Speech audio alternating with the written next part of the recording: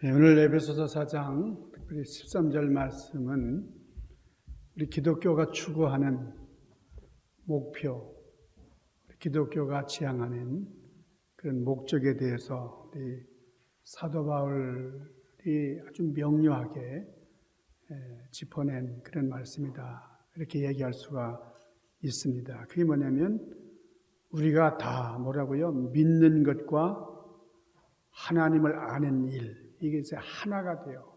그러니까 믿는 것 따로 아는 것 따로가 아니라 믿는 것과 아는 일에 하나가 되어 온전한 사람을 이루어. 그러니까 우리가 온전한 사람을 이룬다고 하는 말은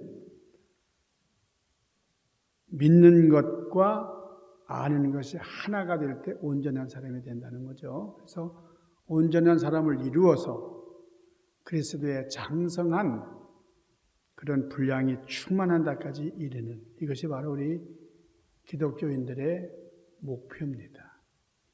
그리스도를 닮는 것, 우리 하나님을 향한 그런 믿음과 그 신앙을 바르게 이해하는 것, 이 두 가지가 일치하는 그런 체험을 통해서 실천하며 사는, 이것이 바로 우리 크리스찬들이 지향할 목표다. 믿는 것 따로 아는 것 따로가 아니라 함께 균형을 이뤄서 가는 것이죠. 그렇게 되어야 우리는 하나님의 자녀가 되었는데 하나님의 자녀로만 머무르지 않고 주님의 제자가 된다. 그리스도의 제자로 바뀐다. 그런 거예요.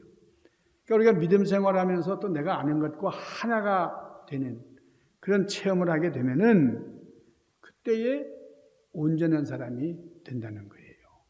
그러니까 믿음이 아주 좋다 하고 하는데 하나님에 대한 지식도 없고 뭐 말씀에 대한 이해도 별반 없어요. 그러면 이게 조금 결여된 믿음이다. 그러겠죠. 아닌 건 많은데 믿음이 없다. 이것도 불완전한 거예요. 그래서 하나님의 아들을 믿는 것과 아는 일이 하나가 돼서 온전한 사람을 이루어서 장성한 분량에 이르도록 우리는 늘 매진해야 되고, 이것이 바로 우리의 목표입니다. 우리말에 선무당이 사람 잡는다는 말이 있죠. 선무당이 사람 잡는다. 자, 이걸 영어로 어떻게 번역을 해야 되나 하는데 참 어렵습니다. 우리 김원인 자매님께서 참 번역을 이렇게 잘 하시는데요. 아주 재치 있고 정말 실력 있는 우리 자매님이시죠. 그리고 알아야 면장을 한다. 그런 말이 있어요. 여러분들도 그런 말 많이 들어보셨죠? 알아야 면장한다. 저는 어릴 때에 우리 어른들이 말씀하시는 거 보면 그 알아야 면장을 하지 쯧쯧쯧 이렇게 하면서 이렇게 말씀 나누는 것을 많이 봤습니다. 무슨 말이에요? 대화를 하다가 상대방이 말귀를 잘 못 알아들으면 답답한 거잖아요. 그러니까 에이 뭘 알아야 면장을 하지, 그렇게 혀를 차는 그런 얘기입니다. 그래서 제가 어릴 때는 우리 면장님은 참 똑똑한 분이구나 그랬어요. 이장이 있고 면장이 있고 뭐 그렇잖아요. 뭐 이제 시로 올라가면은 뭐 시장도 있고 그렇지만은 면 단위에 있는 거기서는 이 면장이 뭐 최고죠. 그러니까 이 조그만 마을에서 면장을 하려면 똑똑해야 되는 거예요. 아무리 작은 마을이라 할지라도 우리 면이라는 게 여기 뭐 이렇게 이게 모아져 가지고 면이 되는 거니까 똑똑해야 되네. 면장 되려면 똑똑해야 되는구나 이렇게 생각을 했어요. 그러니까 모르고서 면장할 수는 없겠지 이런 생각을 했는데, 여러분 여기 알아야 면장을 한다 할 때에 이 면장은 시골 면장을 말하는 게 아닙니다. 여러분 알아야 면장을 하지 않으면서 행정적인 그런 관리로서 일하는 게 아니고 아주 고집불통의 벽창호 같은 아주 꽉 막힌 사람을 일컬어서 면장이라고 하는 거예요.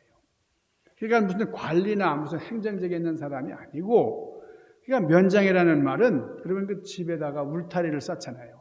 담벼락이죠.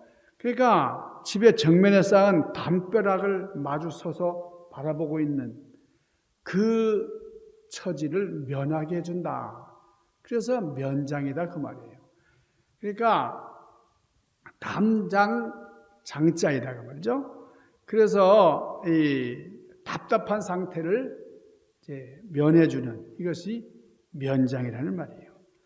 그러니까 학문에도 정진하고 주변과도 소통을 잘해서 지식도 키우고 견면도 넓혀라 하는 이 견학의 의미가 담겨지는 말이에요. 여러분, 그러니까 담을 타고 넘는 이 도둑놈들이 이제 월장을 했다 그런 얘기 하잖아요. 그러니까 장이라고 하는 것은 담벼락을 말하는 거예요. 옛날 서당에는 면장이라고 하는 벌이 있었다고 합니다. 얼굴 면자에다가 담장 담자 그래가지고 면장이에요. 그러니까 얼굴이 담장을 향한다는 뜻입니다. 그러니까 벌을 세울 때에 훈장님이 이놈이 이게 참 고약하다, 말도 잘 안 되고 이 학문에 대한 이해가 없고 외우라는 것 외우지도 않고 그러니까 벌을 세우는데 이게 제대로 옳은 답도 못하고 있는 이놈을 벌을 주는데 그걸 다 익힐 때까지 그 담벼락 벽을 마주해가지고 꼼짝 않고 벽만 바라보게 하는 그것이 서당의 훈육 방법이었어요. 이때 문제를 다 외우고 이해하면은 그 면장의 벌이 해제되는 겁니다. 그래서 이것을 면장이라 그랬어요. 그러니까 면장의 벌을 면하게 해준다 해서 면장이었는데 그 면자는 빼고 앞에 면자는 빼고 그냥 줄여서 면장 이렇게 얘기하게 된 거죠. 여기서 나온 말이 알아야 면장을 하지 그런 말인데 저는 면장님 하려면 많이 알아야 되는 거로구나 그렇게 생각하고 면장님은 아주 잘하는 인텔리전트한 그런 분인 줄 알았어요. 그러니까 이 면장이라는 말은 나를 가로막은 이 담장을 벗어난다 하는 그런 뜻이지 그 관리 행정가로서의 면장이 아니다라는 겁니다. 여러분, 우리가 알아야 돼요. 많이 알아야 돼요. 그래서 우리 호세아서에 보면 하나님을 힘써 알자. 힘써 하나님을 알자. 그런 말씀을 했습니다. 요한복음 17장 3절에 보면 영생에 대한 정의가 있어요. 영생이 뭐냐? 영생이라고 하는 것은 곧 유일하신 참 하나님과 그의 보내신 예수 그리스도를 아는 것이니라. 이런 말씀이 있습니다. 그러니까 영생이라고 하는 건 뭐냐? 영원한 삶을 살려면 하나님을 알고 하나님께서 보내신 독생자 예수님을 알아야 이게 영생의 삶을 살게 되는 거예요. 이것이 성경에는 기노스코라 그렇게 말했어요. 기노스코라고 하는 이 히라보는 영생의 삶, 영생이라는 건 제대로 아는 것이다 그 말이에요. 그래서 제대로 모르면 제 길을 가기가 어렵습니다. 성경이 말하는 하나님을 아는 그 뜻을 안다고 하는 것의 의미를 우리가 잘 알아야 되는데요. 성경은 이렇게 얘기를 해요. 하나님에 관해서 아는 게 아니라 하나님을 알아라 그거예요. 그러니까 하나님을 아는 것과 하나님에 대해서 그러니까 하나님에 관해서 아는 것과 하나님을 아는 것은 엄청난 차이가 있는 말이에요. 하나님에 관해서 아는 것은 이론적으로 아는 거예요. 지식적으로 아는 거예요. 우리가 책을 많이 들춰보고 또 주변에서 이렇게 들어가지고 아는 그런 하나님을 말할 때 하나님에 관해서 아는 거예요. 성경적인 지식이나 신학적인 많은 방법을 동원해서 하나님을 이해하는 거죠. 이거는 마치 우리가 무슨 위인전을 보든지 전기라든지 자서전을 보면서 이 사람은 이렇게 살았구나. 이 사람은 이런 삶을 참 훌륭하게 살았네. 이렇게 느끼는 것과 같은 거예요. 책을 통해 가지고 이 사람이 어디서 태어났고 어떻게 공부했으며 그리고 가정생활은 어떠했고 취미생활은 이런 거로구나. 그래서 이 사람이 이렇게 많은 업적을 남겼구나 하는 우리가 정보를 습득하는 거예요. 그 사람에 대해서. 저 선배 목사님이 이스라엘을 갔습니다. 이스라엘에 가가지고 그 히브리 대학에서 이제 공부도 하면서 거기서 이제 주변에 있는 그 현지인들하고 같이 이제 교제를 하게 됐는데, 근데 그 현지인들이 초대를 했어요. 그래서 식사를 하는 그런 그 자리에서 이분이 이제 미국에서 이제 이민 목회하다가 이제 공부하러 갔기 때문에 내가 이제 미국에 있으면서 이 조 바이든 대통령을 잘 안다 그랬어요. 그러니까 이스라엘 사람들이 깜짝 놀라는 거예요. 바이든 대통령을 그렇게 잘 알아요? 그냥 놀라잖아요. 근데 이 목사님은 조 바이든 대통령을 만난 적도 없어요. 그러니까 이분이 하는 말, 조 바이든 대통령을 막 좋아하는 사람이거든요. 흠모하고 말이죠. 그분의 그 정책적인 걸 지지하고 하는 분이니까 그냥 언론에서 나오는 것 뭐 이런 걸 수집해가지고 좋아하게 된 거예요. 근데 이스라엘 사람들은 그거를 안다고 하지 않는다고 말이에요. 그것을 아는 거예요. 그러니까 내가 이 바이든 대통령과 아주 깊은 친분 관계가 있고 서로 관계를 통해서 교제하고 그것을 알아가는 뭐 이런 사람인 줄 알고 깜짝 놀랐던 거죠. 여러분, 우리가요 성경을 읽지만은 하나님의 관에서 알 수도 있고 우리가 하나님을 개인적으로 인격적으로 친밀한 교제를 통해서 알 수도 있습니다. 어떤 사람이 창세기부터 요한계시록까지 뭐 100번, 200번 무수히 많이 읽었어요. 그래가지고 그 속에 나와 있는 내용을 달달달달 외우고 태초에 하나님이 천지를 창조하십니다.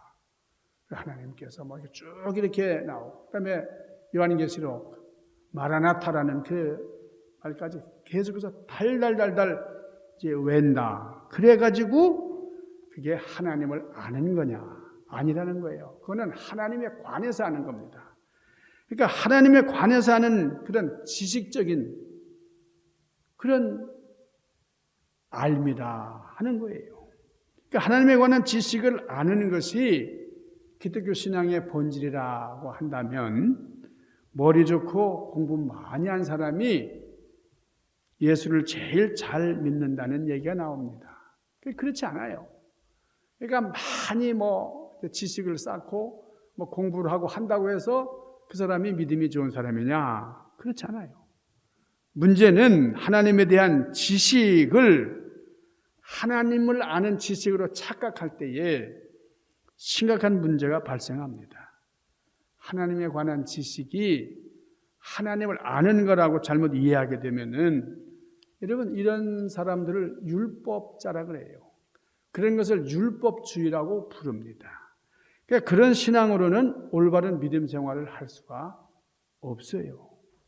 문제는 우리도 이 바리새인 신앙을 답습할 때가 참 많습니다. 하나님에 관해서 아는 거죠. 하나님을 구체적으로 체험하지를 못한 상태에서. 그런 상태로. 그래서 그것을 신앙의 모양은 있지만은 생명이 없는 거예요. 영생이 없는 거예요. 그러면 하나님을 아는 게 뭐냐? 여러분, 하나님에 관해서 아는 것과는 아주 다른 겁니다. 하나님과 개인적으로, 인격적으로 아주 친밀한 사귐을 통해서 그런 관계를 통해서 하나님을 아는 거예요. 여러분, 여러분의 배우자들, 남편이나 아내들 이렇게 이제 볼 때에 잘 안다고 그렇게 얘기를 하죠. 그러니까 내 배우자를 알지만은 어떤 사람들은 그 배우자에 관해서만 아는 사람들도 있습니다. 여러분, 우리가 신랑 신부로 처음 만났을 때에 참 어렴풋한 믿음으로 우리 가정을 꾸리잖아요. 그러니까 결혼을 했지만은 뭐 내가 또 사랑하고 뭐 하지만은 구체적으로 잘 모르는 거잖아요. 모르지만은 이제 서로의 삶을 통해서 알아가는 거죠. 그러니까 이제 몇 년 이렇게 살다 보면은 이 사람의 문제점이 무엇이고 성격이 어떻고 하는 걸 이제 우리가 파악을 하게 됩니다. 그러니까 요즘에 이혼하는 가정들이 참 많아요. 왜냐하면 어렴풋이 알고 확실하지 않은데 만났어요. 살다 보니까 이게 참 문제가 많아. 권태가 오고 말이죠. 탈진하게 되고. 그래서 갈라서는 가정들이 참 많습니다. 그러니까 가정의 그 형태는 있지만은 뭐 이거 부부관계가 제대로 이루어지지 않는 가정도 참 많아요. 왜 그렇습니까? 우리 어렴풋이 믿고 이렇게 서로 만났는데 그게 확신으로 그리고 구체적인 믿음의 그림이 보여지지 않기 때문이에요. 그 옛날에 그 이은하라는 가수가 불렀던 아리송해 그런 노래 여러분 아세요? 참 우리 인생 삶이 아리송해요. 어지한 너의 말이 아리송해 뭐 이런 참 이게 아리까리하게 우리가 살아갈 때가 많은데 여러분 그런데 끝까지 성공하는 가정은 달라요. 처음에는 어렴풋했지만은 날이 가고 해가 가고 시간이 흐르면서 이 사람을 사랑하게 되는 거예요. 진심으로 더 가까워지는 거예요. 정말 한 몸이 되는 거예요. 확신이 자라기 때문에 어렴풋한 그림자가 사라지고 실체가 나타나는 거예요. 뚜렷이 압니다. 그래서 함께 살아가면서 이 사람이 이런 분이로구나. 누구인지 서로가 잘 알게 되는 거예요. 그러니까 믿음이 오고 확신 속에 분명한 그런 가정생활을 영위하게 되는 겁니다. 여러분 신령한 우리 믿음의 세계도 마찬가지예요. 교회에 나오자마자 뭐 다 이해가 되고 말이죠. 정말 이게 신비한 세계인데 우리 영적인 부분에 대해서 그냥 처음부터 다 알 수 있어요. 모든 게 다 이해가 되고 그러면 좋겠지만 여러분 이게 형이상학적이고 추상적인 것 이걸 다 우리가 이해하기는 참 어려운 거예요. 그런데 처음부터 다 이해가 되지는 않지만 부부가 함께 첫걸음을 띄면서 점점 가까워지고 이해하게 되고 서로 사랑하게 되고 분명한 확신을 가지게 되면서 정말 실체를 우리가 알게 되는 것처럼 여러분 우리의 믿음도 그렇다는 거예요. 처음에는 어렴풋하게 보이지만 점점 실상으로 가까이 가는 거예요. 그렇기 때문에 우리 믿음의 대상과 함께 얼싸안고 가는 그런 삶이 필요합니다. 믿음의 대상과 함께 밤을 새워보는 경험도 필요한 것이고요. 여러분 부부가 한 몸이 되어 사는 것처럼 그렇게 하지 않으면 우리의 믿음은 성장하지 않아요. 아닌 것으로만 그냥 만족하고 어떻게 내가 하나님을 구체적으로 알아야 되겠다고는 몸부림이 없이 그냥 뭐 피상적으로만 우리가 이제 신앙생활을 한다고 하면 우리의 분명한 영적인 삶을 이루기가 어렵습니다. 그러니까 하나님을 안다고 하는 말은 그분과의 개인적인 사귐을 통해서 알게 된다는 거예요. 여러분 믿음이라고 하는 말도 원어적으로 보면 안다는 겁니다. 그러니까 믿음 그러면 덮어놓고 믿는 게 아니에요. 알아야 면장을 하죠. 여러분 우리 유대인들이 얘기하는 안다라고 하는 말은 굉장히 깊은 심오한 의미가 있습니다. 관계를 말하는 거예요. 이 안다라고 하는 말. 나 그 사람 알아 하는 말은 우리가 생각할 때는 뭐 이렇게 아까 조 바이든 대통령을 우리가 아는 것처럼 그렇게 아는 게 아니고 유대인들이 안다고 하는 말은 아주 구체적인 알미라고 하는 거예요. 근데 그 안다고 하는 말은 무슨 말이냐? 그 유대인들은 동침을 말해요. 같이 잠을 잤다는 뜻입니다. 그러니까 그게 야다라는 말인데 여러분 창세기 3장 5절에 보면 너희가 그것을 먹는 날에는 너희 눈이 밝아져서 하나님과 같이 되어 선악을 알 줄 하나님이 아심이라. 이게 누구 한 얘기입니까? 마귀가 이브에게 속삭인 얘기잖아요. 하나님을 알게 된다고 할 때 말이죠. 이게 뭐 그냥 피상적으로 안다고 하는 말이 아니었어요. 그러니까 알다, 이해하다 이런 차원을 이제 넘어서는 말이죠. 자, 우리 마리아에게 천사 가브리엘이 나타나가지고 네가 이제 구세주를 잉태할 것이다. 예수를 이제 낳을 것인데 뭐 이렇게 수태고지 할 때에 마리아가 뭐라고 말합니까? 이게 무슨 말입니까? 나는 사내를 알지 못합니다. 그랬어요. 여기서 이 마리아가 사내를 알지 못한다고 했을 때 뭐 사내를 뭐 무슨 모른다 뭐 이런 말이 아니라 사내하고 같이 잠을 자지 않았다는 뜻이에요. 그러니까 남자를 경험하지 않았다는 거예요. 남자와 동침한 적이 없다는 뜻이에요. 동침하지도 않았는데 어떻게 아기를 낳을 수 있습니까? 이게 마리아가 이렇게 반신하는 거죠. 성경에서 말씀하시는 안다라고 하는 말은 대부분 이런 의미예요. 그러니까 구체적으로 이해하는, 그의 삶을 함께 나눌 수 있는 그런 관계, 이것이 진정한 알미라는 겁니다. 자, 여러분들이 믿는 말씀과 동침하고 있습니까? 동고동락하는 것. 여러분, 우리가 성도들끼리 서로 이 사귐을 통해서 서로 하나 되고 말이죠. 유무상통하고 함께 교제하고 이런 중에 초대교회가 점점 부흥했잖아요. 뭐 니것 내것 따지고 막 이렇게 하다 보면 이게 부흥이 안 되죠. 그러니까 우리는 한 가족인데 정말 사랑으로 하나 되는, 이것이 너무나 중요한 거예요. 믿는 생활, 삶과 우리의 신앙이 하나 되고, 이것이 구체적으로 참 동침하는 것과 같은 그런 진정한 삶을 나눌 때에 우리의 신앙은 성숙하게 되고 하나님의 영광을 찬양할 수 있는 겁니다. 자, 이제 우리가 속한 이 교단이 감리교회입니다. 감리교회, 이제 우리 다음 주에는 또 우리 연회가 있습니다. 이제 매 해마다 이제 연차 대회가 열리고 그러는데, 우리 감리교회 창설자가 이제 요한 웨슬레 목사님이신데, 우리가 이 감리교 교도로서 감리교단은 어떤 교단인가? 여기에 대해서도 이해가 있어야 돼요. 감리교회는 영국에서 시작이 된 교단이죠. 18세기 우리 요한 웨슬레 목사님께서 회심을 하셨어요. 마음에 정적인 그런 변화가 일어났습니다. 그래서 그 회심한 후에 우리 웨슬레 목사님이 이론적인 정리를 해가지고 그것이 오늘에까지 이르고 있어요. 자, 이 영국의 개혁자인 이 웨슬레 목사님은 우리 신앙생활에서 중요한 것은 세 가지다. 뜨리 에치라 그랬어요. 뜨리 에치인데 그게 첫째가 뭐냐면 머리입니다. 헤드. 그다음에 두 번째 에치가 뭐냐? 그건 하트. 우리 가슴. 그리고 세 번째는 핸드. 그래서 이 뜨리 핸드가 중요하다 이거예요.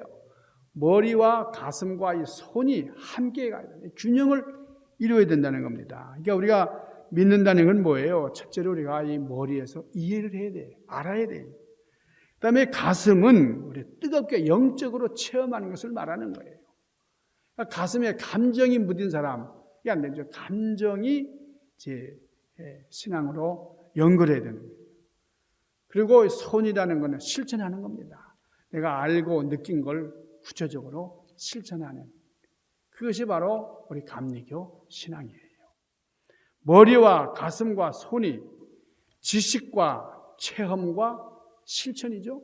그러니까 지식과 체험과 실천이 함께 가는 이런 삼위일체가 되어야 온전한 신앙인이 되고, 우리 감리교인들은 이런 삶을 지향한다는 거예요. 이런 주장은 신앙과 지식이 신령한 체험을 통해서 하나가 됨을 입증하는 거예요. 여러분이 요한 웨슬레 목사님이 영적인 체험을 하고 난 다음에라야 이 심경의 변화가 있고 난 다음에 우리 감리교회가 세워졌다 하는 걸 우리가 기억을 해야 됩니다. 웨슬레 목사님은 우리가 잘 아는 것처럼 아주 최고의 엘리트였어요. 사도 바울 같은 사람이었어요. 그 당시 아주 최고의 수재였습니다. 영국의 이 옥스퍼드 대학을 졸업하고 아주 대단한 그런 프라이드가 있었죠. 그래서 선교의 꿈을 안고 그 당시는 이제 신대륙이라고 하는 이 미국으로 왔어요. 미국으로 건너오는데 이제 아주 선교의 열망을 가지고 이제 배를 탔습니다. 미국으로 오는 도중에 이게 풍랑이라는데 엄청난 풍랑이 일어난 거예요.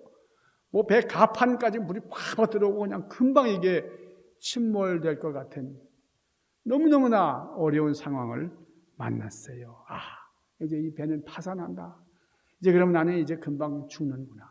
이게 미국에 도착해보지도 못하고 죽는구나. 얘가 너무나 공포, 그리고 두려움 때문에 안절부절하고 막 그러는.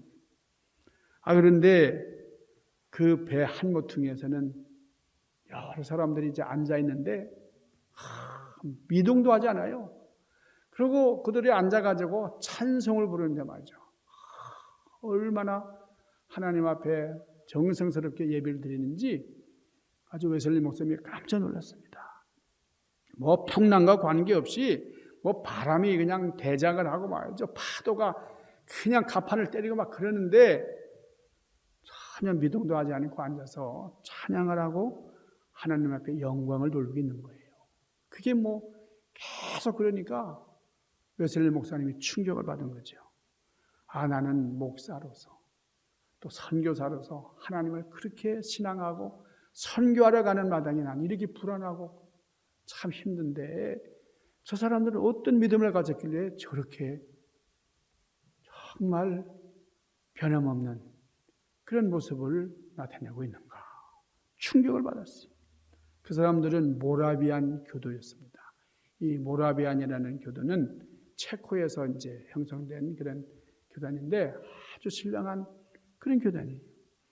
해가 이 웨슬리 목사님이 가까스로 미국에 도착해가지고 이 모라비안 교도들을 이끌고 있는 목사님을 면회했어요. 목사님을 만나게 됐습니다. 목사님을 찾아가가지고 이제 대화를 했는데요. 그 목사님이 스탠버그라고 하는 목사님이에요.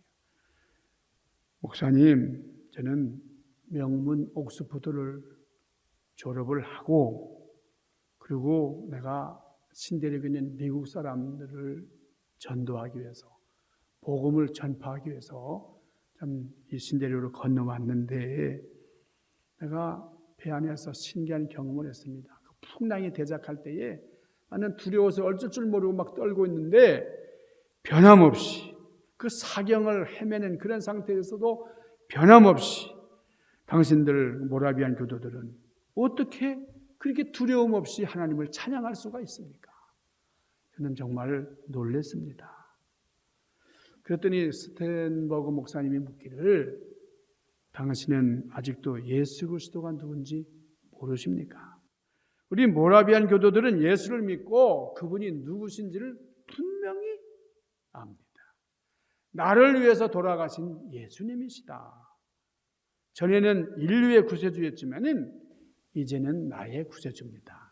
스탠버그 목사님이 들려주는 말씀을 듣고 이 웨슬리 목사님이 이전에는 예수 그러면 전 인류를 구원하신 주님 이렇게 생각했는데 그 시간부터 주님은 나를 위해서 돌아가신 분이라구나. 나의 구세주가 되셨다. 이렇게 체험을 한 거예요. 그러면서 우리 웨슬리 목사님이 정말 뚜렷한 그런 인생 경험을 이제 이루면서 정말 하나님 앞에 영광을 돌린 거죠. 그러니까 이 웨슬리 목사님 인생이 달라진 거예요. 그래서 이제 이 신대륙에서 이제 전도를 마치고 이제 다시 영국으로 귀환을 했습니다. 영국으로 귀환을 해가지고 거기서 이 모라비안 교도들이 모이는 그런데 찾아가면서 자기도 열심히 신앙생활을 했어요. 그러니까 그 많은 지식들, 굉장히 뛰어난 그런 이론들 이게 크게 중요하지 않구나. 이것만 가지고 안 되는 거구나. 그래서 열심으로 신앙생활을 하다가 드디어 체험을 하게 된 겁니다. 그래서 웨슬리 목사님이 그 모라비안 교도들 1738년 5월 13일 조그만 예배당에서 그 조그만 집회소라 그랬는데 그 수요일 날 저녁에 이제 예배를 드리는데 거기서 아주 이상한 이분이 뒤집어진 거예요. 변화를 받은 거예요. 그래가지고 얼마나 놀라. 그러니까 가슴에 성령님께서 임하시니까 막 뜨거워가지고 몸이 열이 나가지고 막 견딜 수가 없는 그런 경험을 한 겁니다.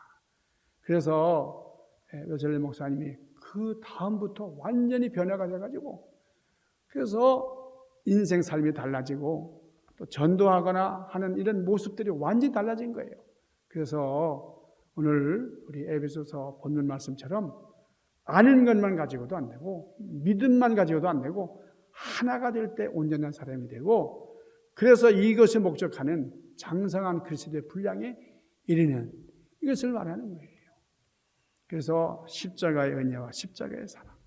그러니까 이전에는 전 인류의 구세주로만 피상적으로 생각했던 우리 예수님을 나의 구세주로 받아들인 겁니다. 주님께서 나를 위하여 십자가에서 달려 돌아가셨구나. 주님은 나를 이렇게 사랑하셨어. 그러면서 우리 그 스탠버그 목사님이 일러주시는 그런 말씀들을 마음에 담고 이제 회심을 했는데, 그 회심의 역사가 얼마나 뜨거웠는지 웨슬리 목사님이 자기가 그 일기를 쓰는데 거기에 아주 적나라하게 자기의 심경을 기록을 했어요. 웨슬리 목사님은 거듭난 인생을 체험하게 됩니다. 이렇게 성령의 능력을 받은 우리 웨슬리 목사님은 18세기 영국 교회를 깨우기 시작을 했고, 당시 부패한 영국 사회를 개혁하는 데 성공을 했습니다. 여러분, 프랑스 혁명 그러면 프랑스가 얼마나 많은 피를 흘렸어요. 그 혁명을 하면서 뭐 왕을 단두대에서 머리를 자르고 말이죠. 그 왕비를 그냥 처형을 하고 막 그냥 피비린내 나는 혁명을 이루는데, 영국이 그런 상황이었어요. 너무나 부패하고 그 산업혁명을 거치면서 굉장히 어려운 그런 상황이었는데, 웨슬리 목사님이 전도를 하면서 우리 감리교인들이 앞장서서 사회를 변화시켰죠. 그래서 영국은 무혈혁명, 전혀 피 흘리지 않고 완전히 나라가 개조되는, 영국 사회를 개혁하는 그런 놀라운 성공을 했습니다. 예수를 믿는 것과 아는 일에 하나가 된다는 게 뭐냐? 믿는 것과 아는 일에 균형을 이루고 통합한다 하는 거예요. 자, 우리 영성과 지성의 균형, 이게 너무나 중요해요. 이것을 통해서 우리 건강한 기독교인이 되고 그리스도를 닮은 온전한 신앙 인격에 이르는 거예요. 여러분, 알아야 면장을 합니다. 우리 호세아서 6장 3절에 보면, 그러므로 우리가 여호와를 알자, 힘써 여호와를 알자. 그의 나타남은 새벽 빛같이 어김없나니 비와 같이, 그리고 땅을 적시는 늦은 비와 같이 우리에게 임하십니다. 우리가 하나님을 아는 일에 정진해야 됩니다. 그러면서 우리의 믿음도 확고하게 정리를 해야 돼요. 확고한 믿음과 하나님을 아는 일이 하나가 되어서 우리 면장의 기쁨을 누리는, 울타리만 바라보는 게 아니라 정말 우리 이걸 뛰어넘는 하나님의 영광을 성축하는 여러분들 되시기를 주님의 이름으로 간절히 축원합니다. 기도하십시다. 아버지, 5월과 6월은 정말 우리 감리교에서 너무나 의미 있고 중요한 시즌입니다. 우리 성령님이 강림하시고 특별히 웨슬리 목사님의 가슴에 불을 지펴주셔서 이론으로만 무장했던 목사님이 변화되고, 뜨거운 성령의 감화 속에 그런 열정적인 그런 사회 개혁가가 되고 또 영적인 구원의 역사를 이루는 귀한 종이 되었습니다. 우리 교회가 이런 일을 감당하고 우리 시대 말기에 이르는 여러 가지를 치유하는 그런 믿음의 종들이 되도록 인도하여 주시옵소서. 예수님 귀하신 이름으로 간절히 구하옵나이다. 아멘.